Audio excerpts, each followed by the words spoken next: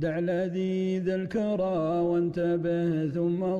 Coran comporte 114 chapitres, qu'on appelle en arabe sourates. La plus longue sourate du Coran est la sourate numéro 2, qui est la sourate Al-Baqarah, et la plus courte est la sourate Al-Kawthar, qui est l'abondance. Focalisons-nous sur la plus courte sourate du Coran. Remarquons très bien, cette sourate, elle comporte 3 versets. Et si on comptait le nombre de mots qui se trouvent dans tous ces versets, nous trouvons qu'il y a 10 mots. Ensuite, allons plus loin. Et si on comptait le nombre d'alifs qui se trouvent dans tous ces versets, nous trouvons aussi qu'il y a 10 alifs. Et si on décomptait le nombre de lettres non répétitives dans toute la sourate, nous trouvons qu'il y a 10. Et si on décomptait le nombre de lettres en supprimant les doublons de chaque verset, c'est-à-dire toutes les lettres qui se répètent, on supprime la répétition et on compte les lettres. Pour le premier verset, nous trouvons qu'il y a alif, noun, ayn, ta, ya, kaf, lam, waw, tha et ra, soit 10 lettres. Pour le deuxième verset, nous trouvons qu'il y a fa, sa, lam, ra, ba, kaf, waw, alif, noun, ha, soit 10 lettres. Et pour le troisième verset, nous trouvons qu'il y a hamza, noun, shin, kaf, ha, waw, lam, ba, ta, ra, soit 10 lettres. 10 lettres sans les doublons au premier verset,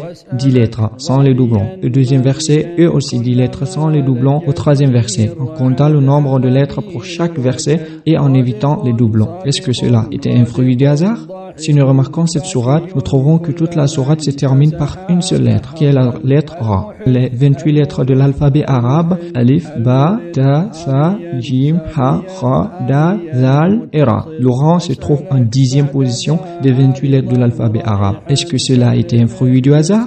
Maintenant, pourquoi toujours 10? Pourquoi à chaque instant nous trouvons toujours 10? Essayons de traduire la sourate en français pour comprendre. Nous t'avons certes accordé l'abondance, accompli la salade pour ton Seigneur et sacrifie, celui qui te hait sera certes sans postérité. Focalisons-nous sur la deuxième tradition, qui est le deuxième verset de la sourate. Accomplis la salade pour ton Seigneur et sacrifie. Cela se fait à quel moment? Imaginez-vous, cela se fait au moment de la deuxième fête des musulmans, qui est l'Eid al-Adha, autrement appelée chez d'autres la fête de Tabaski. Et imaginez, quand Allah subhanahu wa ta'ala a dit « Wa layalin ashr », Abdullah ibn Abbas a dit c'est « Ashr dhul hijja », c'est-à-dire les 10 jours avant la fête de Tabaski. Et imaginez très bien, quand est-ce qu'Allah a ordonné le prophète de prier avant de faire le sacrifice? C'est le 10e jour de Dhul Hijja, qui coïncide exactement aux 10 jours les plus aimés, c'est Allah. Et le 10e jour de ces jours, c'est le jour de la fête. Et le 10e jour de ces jours aussi, est le jour du pèlerinage à la Mecque. N'est-ce pas fabuleux cela?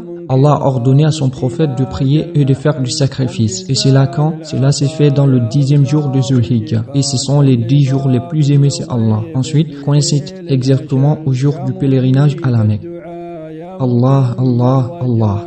Cela nous prouve que le Coran, c'est la parole de notre Seigneur Allah.